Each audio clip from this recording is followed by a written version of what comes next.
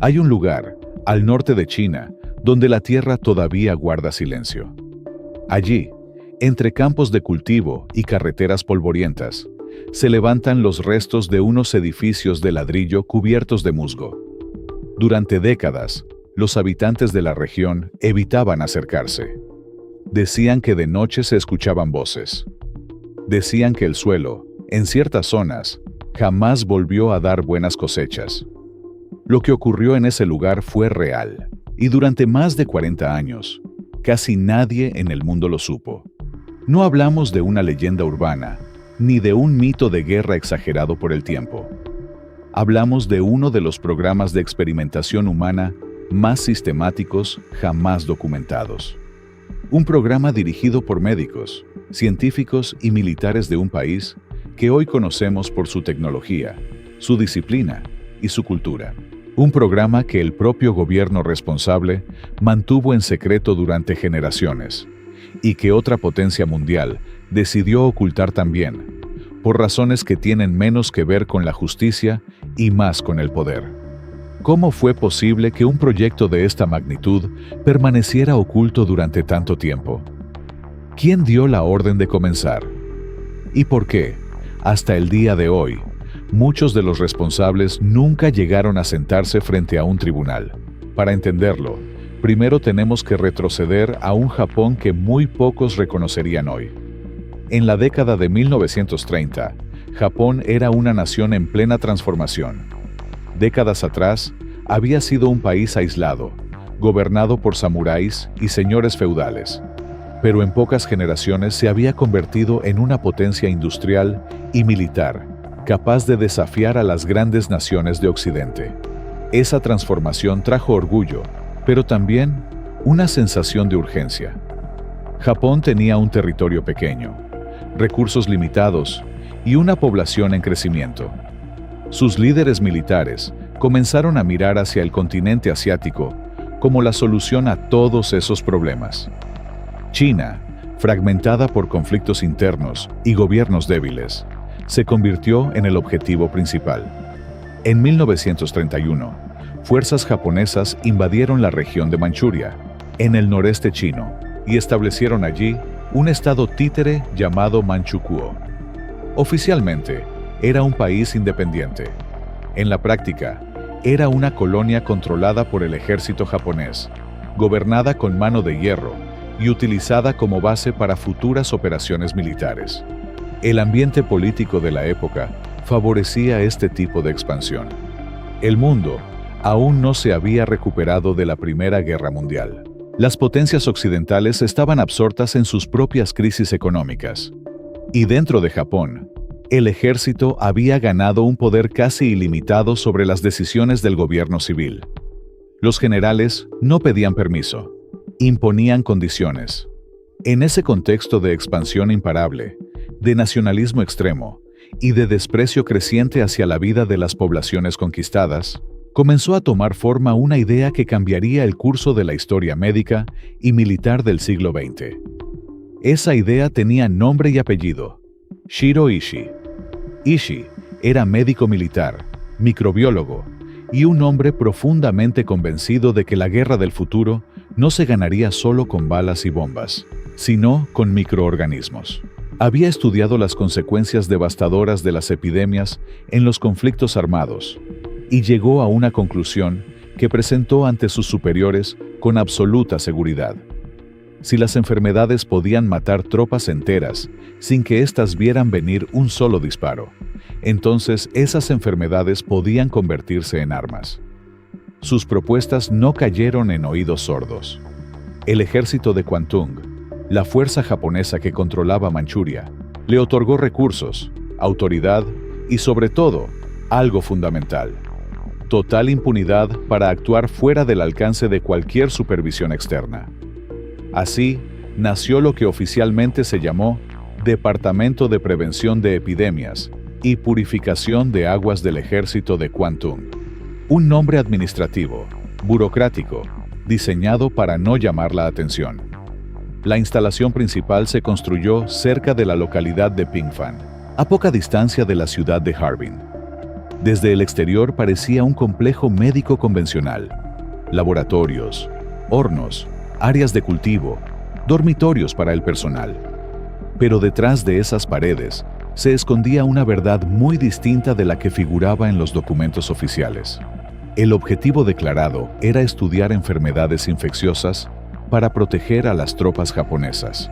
El objetivo real era desarrollar armas biológicas capaces de provocar epidemias a gran escala. Y para lograrlo, sus responsables decidieron que necesitaban algo que ningún laboratorio del mundo se atrevía a admitir abiertamente: sujetos humanos. Con el tiempo, esta instalación pasó a ser conocida internamente con un nombre que hoy resulta sinónimo de uno de los episodios más oscuros del siglo XX: Unidad 731. El complejo de Pingfan creció con una rapidez asombrosa. Llegó a contar con cientos de edificios, generadores propios, una pista de aterrizaje, criaderos de animales utilizados para cultivar agentes patógenos, e incluso un crematorio. Se calcula que, en su momento de mayor actividad, varios miles de personas trabajaban allí, entre médicos, científicos, técnicos y personal militar. Muchos de esos médicos provenían de las universidades más prestigiosas de Japón. No eran fanáticos marginales, eran la élite científica de su país. Y esa élite científica dedicó sus conocimientos a una de las formas más sistemáticas de deshumanización jamás documentadas. Las personas utilizadas en los experimentos de la Unidad 731 eran, en su inmensa mayoría, civiles y prisioneros chinos. También hubo víctimas de origen coreano, mongol y prisioneros soviéticos. Dentro del complejo, el personal japonés se refería a ellos con un término que eliminaba deliberadamente su condición humana. Los llamaban maruta, que significa literalmente troncos de madera. El lenguaje, como tantas veces en la historia, fue la primera herramienta utilizada para hacer posible lo impensable. Los investigadores de la Unidad 731 estudiaban el comportamiento de enfermedades como la peste, el cólera, el ántrax, la fiebre tifoidea y otras infecciones graves, infectando deliberadamente a personas para observar cómo evolucionaban estas enfermedades en el cuerpo humano. Se realizaron procedimientos quirúrgicos sin anestesia, con el argumento de que los anestésicos podían alterar los resultados que buscaban observar. Se llevaron a cabo estudios sobre los límites de resistencia del cuerpo humano frente a condiciones extremas, como el congelamiento progresivo de extremidades, para investigar tratamientos contra la congelación severa, una condición que afectaba gravemente a las tropas japonesas desplegadas en climas fríos. Más allá de la investigación médica, el verdadero objetivo estratégico del programa era el desarrollo de armas biológicas funcionales. La Unidad 731 llegó a producir grandes cantidades de pulgas infectadas con la bacteria de la peste, que posteriormente fueron utilizadas en ataques reales contra poblaciones civiles chinas. Aviones japoneses lanzaron estos agentes sobre ciudades y zonas rurales en varias provincias chinas, provocando brotes de enfermedades que se cobraron la vida de un número de personas que, hasta hoy, los historiadores no han logrado determinar con exactitud, pero que algunas estimaciones sitúan en decenas de miles de víctimas civiles, sumadas a quienes murieron directamente dentro de las instalaciones. No fue un programa improvisado, ni el resultado de la locura de unos pocos individuos aislados. Fue una estructura organizada, financiada y respaldada por el Estado japonés durante más de una década, con ramificaciones en otras instalaciones similares repartidas por el territorio ocupado de China. Y, sin embargo, cuando la guerra terminó, casi nadie pagó por ello. En agosto de 1945, mientras Japón se preparaba para una derrota que ya resultaba inevitable, las fuerzas soviéticas avanzaron rápidamente sobre Manchuria. Ishii y sus colaboradores recibieron la orden de destruir toda evidencia de lo ocurrido en Pingfan. Los edificios fueron dinamitados, los documentos quemados. y según numerosos testimonios recogidos después de la guerra, los prisioneros que aún permanecían en las instalaciones fueron ejecutados antes de que el complejo cayera en manos enemigas. El objetivo era simple: que no quedara nadie capaz de contar lo que había sucedido allí dentro. Shiro Ishii y buena parte de su personal lograron escapar hacia Japón antes de la llegada soviética. Lo que ocurrió después es, quizás, una de las partes más perturbadoras de toda esta historia. Cuando las fuerzas de ocupación estadounidenses llegaron a Japón tras la rendición, comenzaron a investigar los rumores sobre experimentos médicos realizados durante la guerra. Lo que encontraron resultó tan inquietante como valioso, desde una perspectiva estrictamente militar y científica de la época. Años de datos sobre los efectos de enfermedades en humanos, información que ningún país del mundo había podido obtener mediante métodos éticos, porque ningún país del mundo se había permitido experimentar de esa manera sobre personas.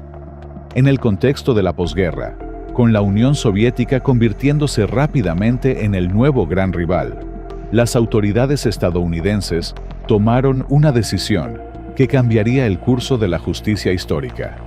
En lugar de procesar a Ishii y a sus colaboradores principales por crímenes de guerra, llegaron a un acuerdo extraoficial con ellos. A cambio de inmunidad judicial, Ishii y su equipo entregarían toda la información recopilada durante años de experimentación. La lógica de aquella decisión, fría y calculada, fue expresada por funcionarios estadounidenses de la época en documentos que permanecieron clasificados durante décadas.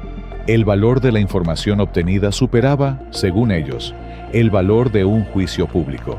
Mientras en Nuremberg y en Tokio se procesaba a otros responsables de crímenes de guerra, los hombres detrás de la Unidad 731 regresaban a sus vidas civiles.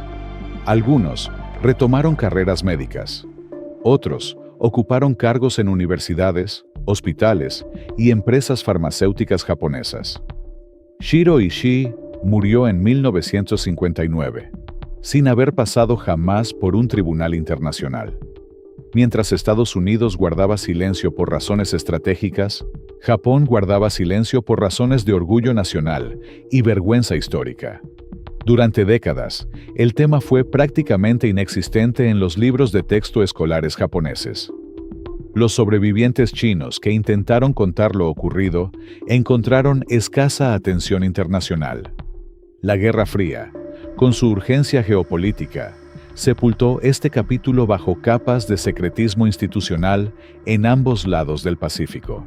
No fue sino hasta finales del siglo XX, gracias al trabajo de investigadores, periodistas e historiadores, que comenzaron a desclasificar archivos y a recopilar testimonios de antiguos miembros de la Unidad 731, antes de que murieran, que el mundo comenzó a conocer la magnitud real de lo sucedido. Algunos de esos exintegrantes, ya ancianos, decidieron romper décadas de silencio y relataron, con detalles escalofriantes, su participación directa en los experimentos. Sus confesiones, junto con documentos militares recuperados, permitieron reconstruir gran parte de lo que hoy sabemos. En la década de 1990, algunos sobrevivientes y familiares de víctimas chinas iniciaron acciones legales contra el gobierno japonés, exigiendo reconocimiento oficial y compensación. La mayoría de estos procesos judiciales no lograron resultados favorables, en parte por las complejidades legales relacionadas con tratados de posguerra, y en parte por la reticencia del Estado japonés a asumir una responsabilidad histórica plena sobre estos hechos. Aún así, estas acciones lograron algo fundamental. Sacaron el tema del olvido y lo colocaron, aunque de forma limitada, en la conversación pública internacional. Hoy, en el lugar donde alguna vez se levantó el complejo de Pingfan, existe un museo dedicado a preservar la memoria de lo ocurrido. Sus salas exhiben documentos, fotografías y testimonios recopilados durante décadas de investigación histórica. Es un intento, tardío pero necesario, de asegurar que estas historias no desaparezcan junto con la última generación que las vivió. El número exacto de víctimas de la Unidad 731 probablemente nunca se conocerá con certeza absoluta. La destrucción deliberada de documentos, la dispersión de responsables y el paso del tiempo han dejado un vacío que la historia intenta llenar con estimaciones, nunca con certezas absolutas. Lo que sí sabemos, sin lugar a dudas, es que miles de seres humanos, la mayoría de ellos civiles inocentes, perdieron la vida en nombre de un avance científico que jamás debió perseguirse de esa manera. Esta historia nos obliga a hacer una pregunta incómoda, una pregunta que trasciende fronteras y generaciones. ¿Qué ocurre cuando el conocimiento se separa por completo de la moral? La ciencia, en sí misma, no es buena ni mala. Es una herramienta. Y como toda herramienta, su valor depende de las manos que la sostienen y de los límites que esas manos están dispuestas a respetar. La Unidad 731 no nació del caos ni de la locura colectiva. Nació de la disciplina, de la organización, de mentes brillantes que decidieron que ciertos seres humanos podían convertirse en instrumentos de investigación, no en personas merecedoras de dignidad.